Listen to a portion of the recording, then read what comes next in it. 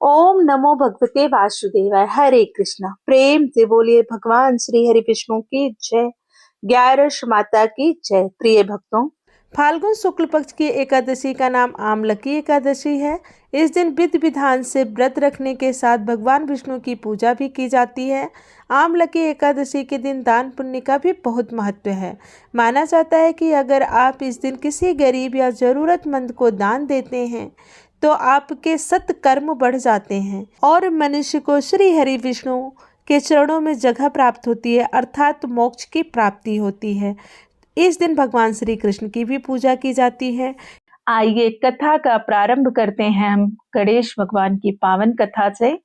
एक बुढ़िया माई थी जो रोजाना मिट्टी के गणेश जी की पूजा करती थी, लेकिन वो मिट्टी के गणपति रोज बनाए और वो रोज गल जाए, क्योंकि जब उनकी पूजा करती तो वह गल जाते थे।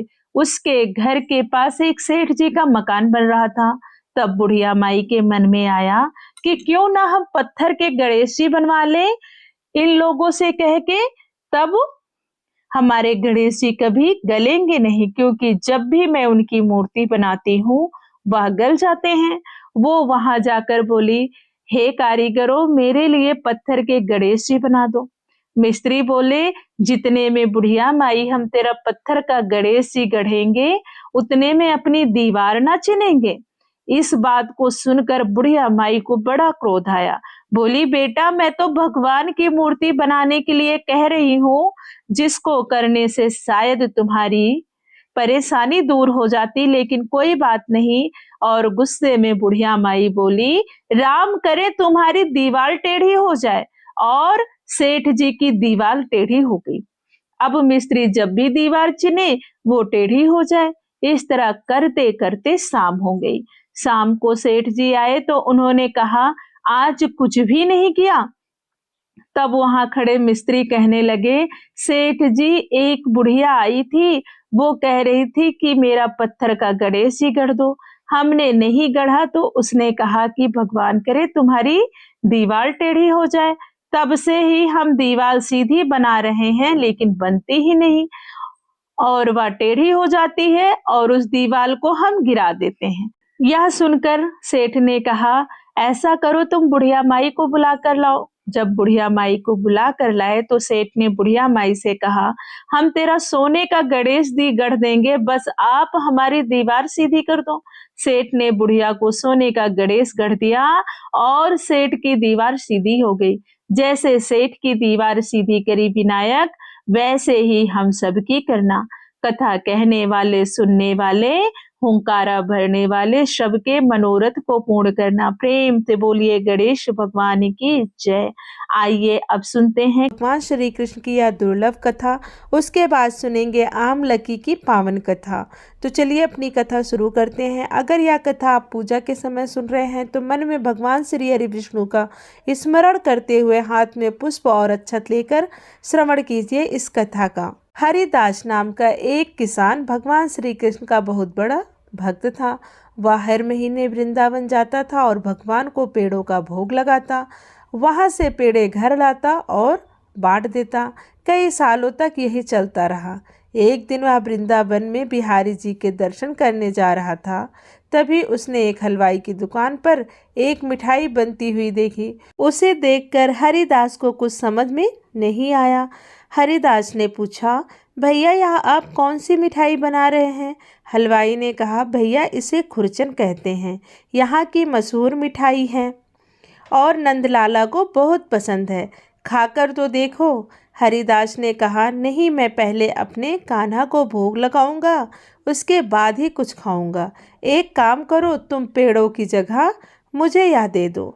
हलवाई से खुरचन लेकर हरिदास मंदिर पहुंच जाता है। कृष्ण जी की पूजा कर भोग लगा के वह गांव वापस चला जाता है। उसके बाद वह हर महीने कान्हा जी को खुरचन का भोग लगाने लगता है। इसी बीच गर्मियां शुरू हो जाती हैं। एक दिन वह उसी दुकान पर पहुंच जाता है, लेकिन उसे खुरचन कहीं नजर नहीं आता। तब वह हलवाई से पूछता है, भैया, आज खुरचन नजर नहीं आ रही। हलवाई ने कहा, भैया गर्मियों में दूध की कमी हो जाती है और खुरचन में बहुत दूध लगता है, इसलिए गर्मियों में खुरचन नहीं मिलते, पूरे वृंदावन में नहीं मिलेंगे, आप पेड़े ही ले जाओ। तब हरिदास कहने लगा, भैया मैं तो खुरचन का ही भोग लगाता हूँ, आप एक काम करो, मेरे लिए थोड़ी सी बना दो। तब हलवाई ने गुस्से में बोला, भैया खुरचन नहीं बन सकती, उसे बनाने में पूरा दिन लग जाता है और ना हमारे पास छोटे बर्तन हैं जिससे थोड़ी सी बनाएं। आप मेरी बात मानो, पेड़ों का भोग लगा दो। हरिदास पेड़े लेकर मंदिर में पहुंच जाता है और भोग लगाकर वापस आ जाता है। रात के समय जब वह सो रहा था तो उसे सपने में कान्हा जी बाल रूप में दिखाई दिए। उसने देखा नन्हे से कृष्ण जी की आंखों से आंसू निकल रहे हैं और सामने पेड़े पड़े हैं। यह देखकर हरिदास की नींद खुल गई। वह रात को ही गांव से पैदल वृंदावन के लिए चल दिया। सुबह दिन निकलते ही वह उस हलवाई की दुकान पर पहुंच गया। हलवाई ने कहा, अरे भाई जी, आप सुबह सुबह कैसे आ गए, क्या बात है? हरिदास, भैया आप मुझे बता दो खुरचन कैसे बनेगी, नहीं तो मेरे नंदलाला भूखे रह जाएंगे। तब हलवाई कहने लगा, हमारे जैसे खुरचन पूरे वृंदावन में कोई नहीं बनाता, हम तुम्हें कैसे बता दें? मुझे तो लगता है कि किसी हलवाई ने तुम्हें खुरचन के बारे में पता करने के लिए भेजा है, इसलिए तुम यहाँ कान्हा का नाम लेकर झूठी कहानी सुना रहे हो। भागो यहाँ से, फिर कभी नजर मत आ जाना। वहां से दुखी होकर हरिदास कृष्ण जी के मंदिर के बाहर जाकर बैठ जाता है और भगवान के दर्शन करने को भी नहीं जाता। हरिदास को सुबह से शाम हो गई। वह भूखा प्यासा मंदिर के बाहर बैठकर हरे कृष्णा नाम का जाप करता रहा। शाम के समय वह हलवाई हरिदास को ढूंढते हुए वहां आया। हलवाई ने कहा, भाई जी, मैं काफ़ी देर से आपको ढूंढ रहा हूँ। आपको मैंने दुकान से भगा दिया, उसके बाद मेरी दुकान पर एक भी ग्राहक नहीं आया। शाम तक मेरी सारी मिठाई सड़ गई। मुझसे बहुत बड़ी गलती हो गई है। नंदलाल तुम्हारे द्वारा स्वयं मेरी मिठाई का भोग लेना चाहते थे, मैंने घमंड में उनके सच्चे भक्त को मना कर दिया। अब तुम मेरे साथ चलो। तब हरिदास ने हलवाई से कहा, भाई मुझे क्षमा करो, मेरे कारण तुम्हें कष्ट हुआ। हलवाई बोला, आप पहले मेरे साथ चलो, मैंने दूध मंगा लिया है, अब दुकान में हर दिन खुरचन बनेगी, चाहे कितनी भी महंगी पड़े। हलवाई हरिदास को दुकान पर लाया और उसके सामने खुरचन बनाने लगा। पूरी रात खुरचन बनाने में लग गई। सुबह मंदिर खुलते ही हरिदास ने भगवान को भोग लगाया। उसके बाद हलवाई ने सारी खुरचन प्रसाद के रूप में बांट दी। प्रेम से बोलिए कृष्ण भगवान की जय। आइए अब सुनते हैं आमलकी एकादशी की कथा। मंधाता बोले कि हे वशिष्ठ जी, यदि आप मुझ पर कृपा करें तो किसी ऐसे व्रत की कथा कहिए जिससे मेरा कल्याण हो। महर्षि वशिष्ठ बोले कि हे राजन, सभी व्रतों में उत्तम और अंत में मोक्ष देने वाले आमलकी एकादशी के व्रत का मैं वर्णन करता हूँ। यह एकादशी फाल्गुन माह के शुक्ल पक्ष में होती है। इस व्रत को करने से समस्त पाप नष्ट हो जाते हैं। इस व्रत का फल 1000 गोदान के फल के बराबर होता है। अब मैं आपसे एक पौराणिक कथा कहता हूँ, या ध्यान पूर्वक सुनिए। एक वैदिश नाम का नगर था जिसमें ब्राह्मण, क्षत्रिय, वैश्य और शूद्र चारों वर्ण आनंद सहित रहते थे। उस नगर में सदैव वेद ध्वनि गूंजा करती थी तथा पापी, दुराचारी तथा नास्तिक उस नगर में कोई भी नहीं था। उस नगर में चैत्ररथ नाम का चंद्रवंशी राजा राज्य करता था। वह अत्यंत विद्वान तथा धार्मिक था। उस नगर में कोई भी व्यक्ति दरिद्र व कंजूस नहीं था। सभी नगरवासी विष्णु भक्त थे और अबाल, वृद्ध, स्त्री, पुरुष एकादशी का व्रत किया करते थे। एक समय फाल्गुन मास के शुक्ल पक्ष की आमलकी एकादशी आई। उस दिन राजा, प्रजा तथा बाल वृद्ध सब ने हर्षपूर्वक व्रत किया। राजा अपनी प्रजा के साथ मंदिर में जाकर पूर्ण कुंभ स्थापित करके धूप, दीप, नैवेद्य, पश्न रत्न आदि से धात्री यानी आंवले का पूजन करने लगे और इस प्रकार स्तुत करने लगे। हे धात्री, तुम ब्रह्मा स्वरूप हो, तुम ब्रह्मा जी द्वारा उत्पन्न हुए हो और समस्त पापों का नाश करने वाले हो। तुमको नमस्कार है। अब तुम मेरा अर्घ स्वीकार करो। तुम श्री रामचंद्र जी द्वारा सम्मानित हो। मैं आपकी प्रार्थना करता हूँ, अतः आप मेरे समस्त पापों का नाश करो। उस मंदिर में सब ने रात्रि का जागरण किया।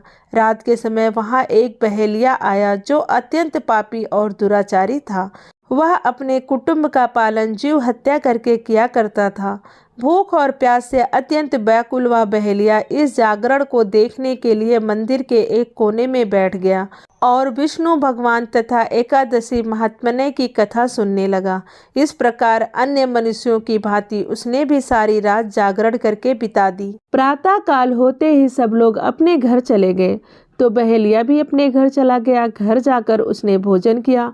कुछ समय बीतने के पश्चात उस बहेलिये की मृत्यु हो गई, मगर उस आमलकी एकादशी के व्रत तथा जागरण से उसने राजा विदुरथ के घर जन्म लिया और उसका नाम वसुरथ रखा गया। युवा होने पर वह चतुरंगिनी सेना सहित तथा धन धान्य से युक्त होकर 10,000 ग्रामों का पालन करने लगा। वह तेज से सूर्य के समान, क्रांति में चंद्रमा के समान, वीरता में भगवान विष्णु के समान और क्षमा में पृथ्वी के समान था। वह अत्यंत धार्मिक, सत्यवादी, कर्मवीर और विष्णु भक्त था। वह प्रजा का एक समान भाव से पालन करता था। दान देना उसका नित्य कर्तव्य था। एक दिन राजा शिकार खेलने के लिए गया।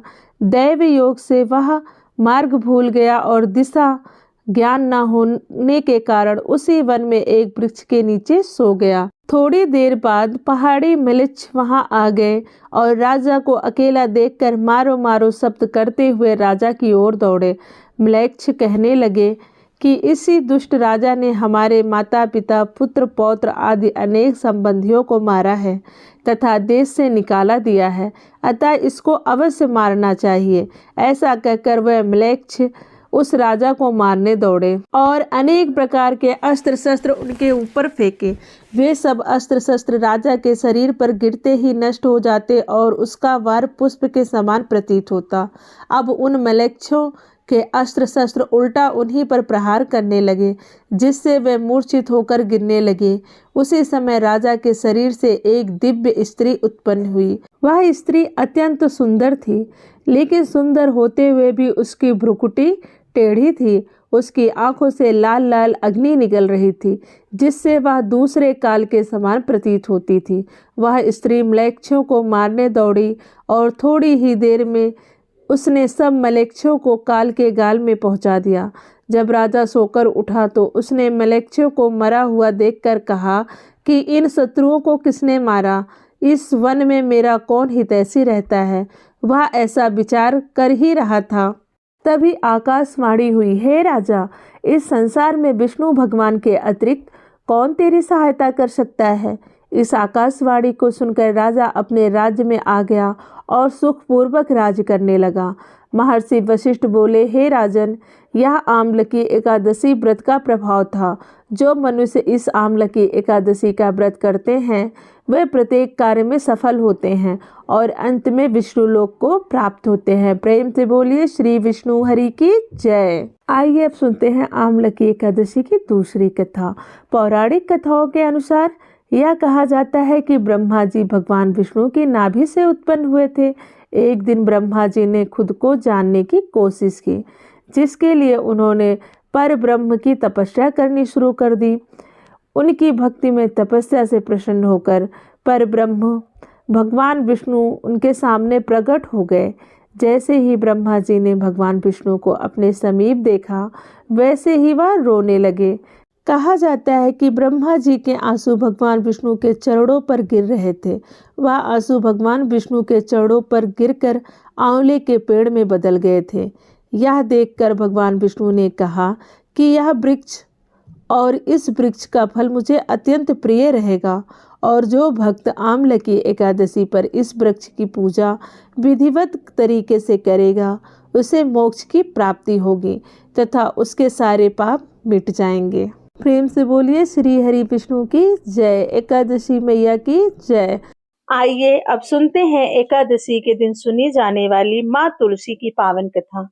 एक बुढ़िया माई थी जो तुलसी माता का बीडला सींचती थी और कहती थी, हे तुलसी माता सत की दाता, मैं तेरा बीडला सींचती हूँ, मुझे बहू दे, पीतांबर की धोती दे, मीठा मीठा घास दे, बैकुंठ में वास दे, चटक की चाल दे, पटक की मौत दे, चंदन का काठ दे, रानी सा राज दे, दाल भात का भोजन दे, ग्यारस की मौत दे, कृष्ण जी का कंधा दे।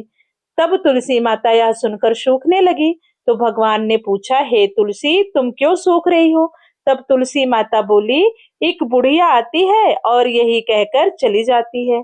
मैं भगवान सब कुछ पूरा कर सकती हूँ, लेकिन कृष्ण का कंधा लाकर कैसे दूंगी? तब भगवान बोले, जब वो मरेगी तो मैं अपने आप कंधा दे आऊंगा, तुम बुढ़िया माई से बोल देना। जब बुढ़िया माई मर गई, सब लोग आए। जब माई को ले जाने लगे तो वह किसी से उठे ही ना। तब सब कहने लगे, बुढ़िया माई बड़ा धर्म कर्म करती थी, ना जाने किस पाप के कारण यह किसी से उठ ना रही है। तब भगवान ने एक ब्राह्मण का रूप धारण किया और आए, कहने लगे, भाई क्या हुआ? सबने बताया, यह बुढ़िया माई बड़ा दान पुण्य करती थी, बड़ी हल्की थी, लेकिन आज मरने के कारण ना जाने क्या हो गया कि यह इतनी भारी हो गई। तब उसमें से किसी ने कहा, कोई पाप किया होगा तभी ऐसा हुआ है। तब ब्राह्मण देवता बोले, मैं बुढ़िया माई से एक बात कहूंगा, बुढ़िया माई उठ जाएंगी। सबने कहा, भाई तुम भी कह के देख लो। भगवान बुढ़िया माई के पास गए और कान में कहा, बुढ़िया माई मन की निकाल ले, पीतांबर की धोती ले, मीठा मीठा घास ले, बैकुंठ का वास ले, चटक की चाल ले, पटक की मौत ले, कृष्ण जी का कंधा ले। यह सुनकर बुढ़िया माई हल्की हो गई। भगवान ने कंधा दिया और बुढ़िया माई को मुक्ति मिल गई। हे तुलसी माता, जैसे बुढ़िया माई को मुक्ति दी, वैसे सबको देना। कथा कहने वाले, सुनने वाले, हुंकारा भरने वाले, सबके मनोरथ को पूर्ण करना। प्रेम से बोलिए तुलसी माता की जय। भगवान श्री हरि विष्णु की जय। आइए अब सुनते हैं सभी कथा को पूर्ण करने वाली लपसी तपसी की कहानी। इस कथा के बिना कोई भी कथा पूर्ण नहीं मानी जाती। एक लपसी था, एक तपसी था। तपसी तो भगवान की तपस्या करता था और लपसी सवा शेर की लपसी बनाकर उसका भोग लगाकर जीम लेता था। एक दिन दोनों लड़ने लगे। लपसी बोला, मैं बड़ा हूँ, तपसी बोला, मैं बड़ा हूँ। इतने में नारद मुनि आए और बोले, तुम दोनों क्यों लड़ रहे हो? तो लपसी ने कहा, मैं बड़ा हूँ, और तपसी ने कहा, मैं बड़ा हूँ।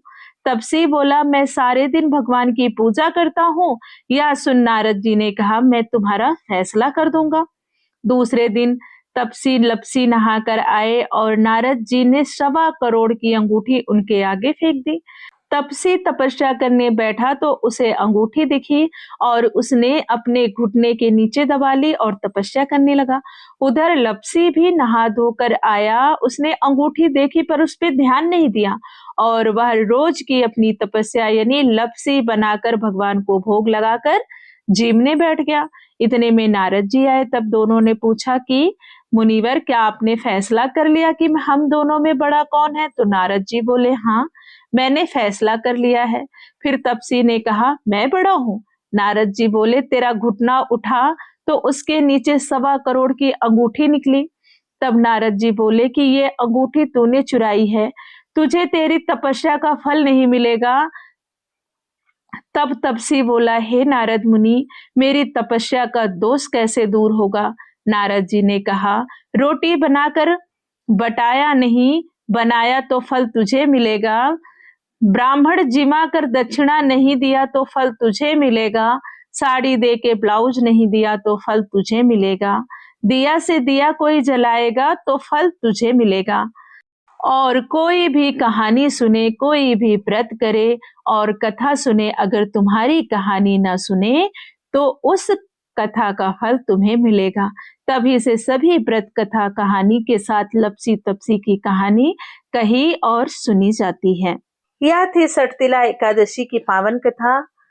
कथा अच्छी लगी हो तो वीडियो को लाइक कीजिए, शेयर कीजिए और चैनल को जरूर सब्सक्राइब कर लीजिए ताकि ऐसे व्रत त्योहारों की कथा आपको आसानी से मिल सके। वीडियो के अंत तक बने रहने के लिए धन्यवाद। राधे राधे, जय माता दी।